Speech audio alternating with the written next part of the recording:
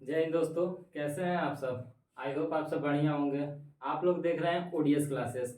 इस चैनल पे आप लोगों का स्वागत है। हमने पिछली कक्षा में पढ़ लिया था राजपूत के बारे में, गुर्जर प्रतिहार के बारे में। ठीक है, इन सभी के बारे में हमने चर्चा कर लिया था।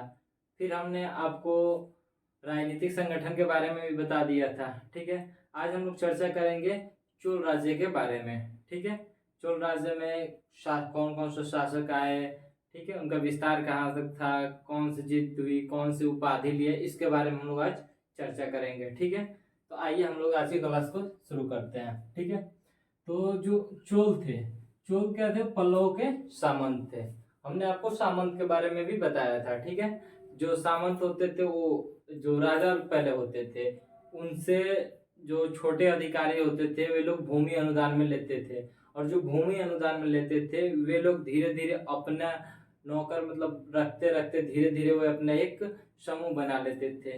ठीक है, फिर उन्हीं लोगों को सामंत कहा गया। ठीक है, तो ये कौन थे? चोल जो थे वो पल्लव के सामंत थे। ठीक है, और फिर चोल की जो चोल राज्य की स्थापना जो हुई थी वो विजययाला ने किया था। विजययाला ने 1850 में किया था चोल राज्य की स्थापना। ठीक है, उसके बाद से विजययाला ने नर केसरी उपाधि धारण की थी। ठीक है, विजययाला ने नर केसरी उपाधि धारण किया था। ठीक है, उसके बाद से जो विजययाला था तो चोल राज्य की जब स्थापना किया तो उसने राजधानी कौन सी बना दी? तंजौर को। ठीक है, जिसे तंजावुर भी कहते हैं। ठीक है, उसे अपनी राजधानी बनाई थी। ठीक है, फिर उसके बाद से इसका उत्तराधिकारी आया अमोलीवर्मन, जिसे राजराज प्रथम कहा जाता है। ठीक है, जब ये आया राजराज प्रथम तो इसने पांड्य, चेर तथा श्रीलंका के जो गठबंधन गुट था, ठीक है, उन सभी को पराजित किया था। ठीक है, उसके बाद से फिर आया श्रीलंका के जो शासक महेंद्र पंचम था। महेंद्र पंचम जो था श्रीलंका का शासक, उसे भी ये पराजित किया था। ठीक है, कौन पराजित किया था? तो राजराज प्रथम। ठीक है, उसके बाद से इसने श्रीलंका के उत्तरी क्षेत्र पे, ठीक है, अपना अधिकार कर लिया था। श्रीलंका के उत्तरी क्षेत्र पे अपना अधिकार कर लिया था। फिर राजराज प्रथम ने अपनी जो शक्तिशाली नौसेना थी, ठीक है, उसकी सहायता से इसने मालदीव पर विजय प्राप्त की थी। ठीक है, जो राजराज प्रथम था इसने नौसेना भी रखी थी, जिसकी मदद से इसने मालदीव पे अपना अधिकार कर लिया। ठीक है, विजय प्राप्त कर ली।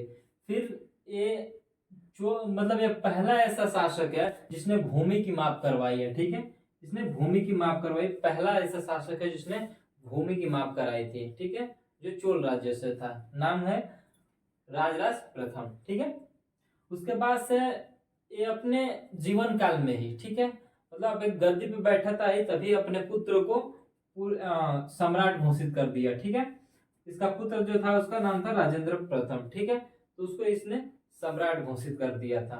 ठीक है, उसके बाद से जो राजराज सॉरी जो इसका पुत्र राजेंद्र प्रथम था, ठीक है, उसने राजधानी जो पहले तंजौर थी, ठीक है,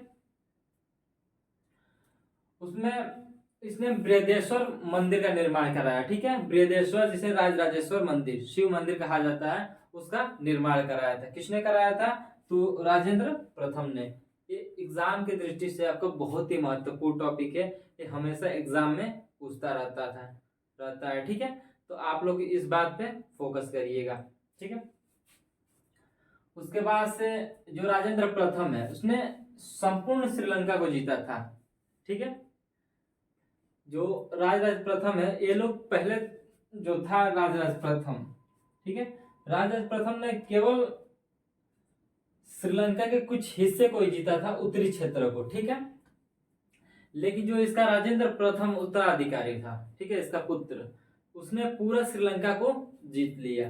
ठीक है, फिर इसने 1022 ईस्वी में गंगा घाटी परियोजना का अभियान किया। ठीक है, गंगा घाटी का अभियान किया। ठीक है, उसके बाद से जब अभियान पर था तो उसने पाल शासक महिपाल को पराजित किया था। ठीक है, पाल शासक जो महिपाल था उसको इसने पराजित किया था। ठीक है, उसके बाद इसने चोलपुरम नगर की स्थापना की। ठीक है, जब इसे महिपाल को पराजित किया तो फिर वहां पे गंगैकोंड चोलपुरम की नगर की स्थापना की। ठीक है, उसके बाद इसने गंगैकोंड चोल की उपाधि भी ली है। ठीक है, मतलब गंगैकोंड चोल की उपाधि भी ली है। ठीक है, फिर इसने क्या किया, जो पहले राजधानी तंजौर थी उस राजधानी को परिवर्तित करके कहा ले आया, तो गंगैकोंड चोलपुरम में। ठीक है,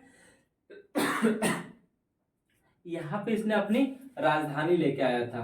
कौन लेके आया था, तो राजेंद्र प्रथम। ठीक है, राजेंद्र प्रथम किसका पुत्र था, राजराज प्रथम का। ठीक है, उसके बाद से इसने दक्षिण पूर्व एशिया में सैन्य अभियान भी चलाया। ठीक है, दक्षिण पूर्व एशिया में सैन्य अभियान भी किया। ठीक है, फिर जब ये दक्षिण पूर्व एशिया में था तो उसने शैलेंद्र शासक जो संग्राम विजयतुंग को पराजित किया था। ठीक है, जो इस क्षेत्र में जो जहां से पराजित हुआ था शैलेंद्र शासक जो था संग्राम विजयतुंग जो पराजित हुआ था, उसके क्षेत्र के अंतर्गत जो आता था मलय था, जावा था, सुमात्रा द्वीप था। ठीक है, ये पूरा क्षेत्र पड़ता था। ठीक है, उसके बाद से जो इसका उत्तराधिकारी हुआ कोलोतुंग हुआ। ठीक है, कोलोतुंग प्रथम। ठीक है, जो कोलोतुंग प्रथम था वो चोल और चालुक्यों का रक्त का मिश्रण था। ठीक है, इसने भूमि की 2 बार माप करवाई थी। ठीक है, कितनी बार माप करवाई, 2 बार। भूमि की 2 बार माप किसने कराई, कोलोतुंग प्रथम ने। कोलोतुंग प्रथम कौन था, तो राजेंद्र प्रथम का उत्तराधिकारी था। ठीक है, और इस चोल चालुक्य के रक्त मिश्रण था। ठीक है, उसके बाद से इसके बाद आया कोलोतुंग द्वितीय। ठीक है, कोलोतुंग द्वितीय जब आया तो इसने चिदम्बरम मंदिर में जो स्थित गोविंदराज विष्णु की जो मूर्ति थी। ठीक है, कोलोतुंग जब सेकंड आया तो इसने चिदम्बरम मंदिर में जो गोविंदराज यानी विष्णु की जो मूर्ति थी उसको समुद्र में फेंकवा दिया। ठीक है, जब ये समुद्र में फेंकवा दिया तो इसके बाद से फिर कुछ समय बाद जब रामानुजाचार्य आए तो उन्होंने फिर से उस मूर्ति की स्थापना कहाँ कराई, तो तिरुपति के मंदिर में कराई थी। ठीक है, कहाँ कराई थी, तिरुपति के मंदिर में।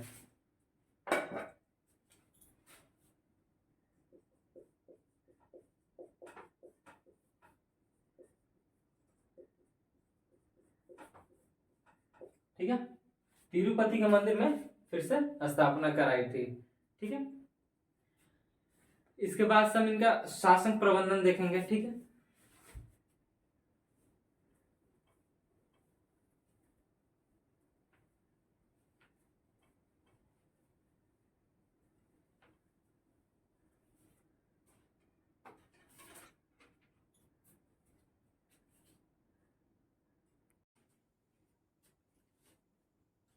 ठीक है दोस्तों, अब देखते हैं शासन प्रबंध के बारे में। ठीक है, तो जो चोल राज्य का शासन प्रबंध था उसमें उच्च श्रेणी के जो अधिकारी रहते थे उनको पेरुदन्नम कहा जाता था। ठीक है, क्या कहा जाता था, पेरुदन्नम। ठीक है, और जो निम्न श्रेणी के अधिकारी रहते थे उनको सिरुदन्नम कहा जाता था। ठीक है, उच्च श्रेणी के जो अधिकारी थे उनको पेरुदन्नम और जो निम्न श्रेणी के अधिकारी थे उनको सिरुदन्नम कहा जाता था। ठीक है, और जो साम्राज्य का विभाजन था वो प्रांतों में होता था। ठीक है, और प्रांतों को मंडलम कहा जाता था यहाँ। ठीक है, चोल राज्य में प्रांतों को क्या कहा जाता था, मंडलम। ठीक है, उसके बाद से जिन पर जो राज परिवार के लोग थे वो नियुक्त होते थे। ठीक है, उसके बाद से देखिए इसमें कैसे कैसे क्षेत्र विभाजन था।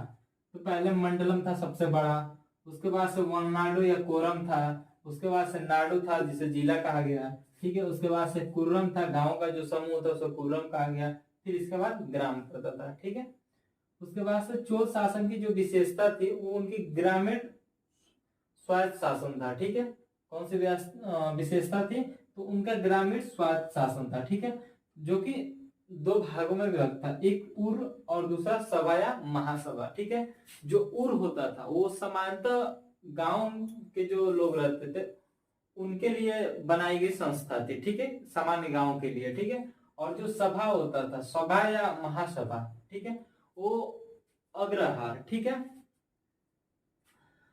ग्रामों में होती थी, ठीक है। ये अग्रहार जो होता था, जो ब्राह्मणों को दिया गया भूमि होता था, उनके क्षेत्र में जो विशेष गांव बने थे उनके लिए होता था, ठीक है। इनके सदस्य जो होते थे वो पेरुमक्कल होते थे, ठीक है। कौन होते थे? पेरुमक्कल। जो प्रमुख समितियां थी चोल राज्य में, उनको देख लीजिए। एक था टोटवारियम, जो उद्यान समिति होता था, ठीक है। और एक था एरीवारियम, ठीक है, जिसे तालाब समिति कहा गया, ठीक है। और एक पोनवारियम है, जिसे स्वर्ण समिति, ठीक है। ये तीनों समिति बहुत ही इंपॉर्टेंट है, आप लोग इसे याद कर लीजिएगा, ठीक है। उसके बाद है ब्राह्मणों को जो दी गई कर्म भूमि थी, ठीक है, उसे चतुर्वेदी मंगलम कहा गया, ठीक है। और जो दान में दी गई भूमि थी उसे ब्रह्मोदय कहा गया, ठीक है। ब्रह्मोदय कहा गया, ठीक है। उसके बाद से जो चोल काल में सोने के सिक्के पहली बार चलाए गए थे, ठीक है। इससे पहले सोने के सिक्के कभी नहीं चलाए गए थे, ठीक है। उसके बाद से जो कापेरीपट्टनम थी, चोल काल का वो सबसे प्रमुख बंदरगाह था, जहां से पूरा व्यापार का केंद्र होता था, ठीक है। और चोल काल में जो मंदिर था, ठीक है, जो आर्थिक रूप से बहुत ज्यादा यहाँ पे, मतलब एक प्रकार से कह सकते हैं बहुत ज्यादा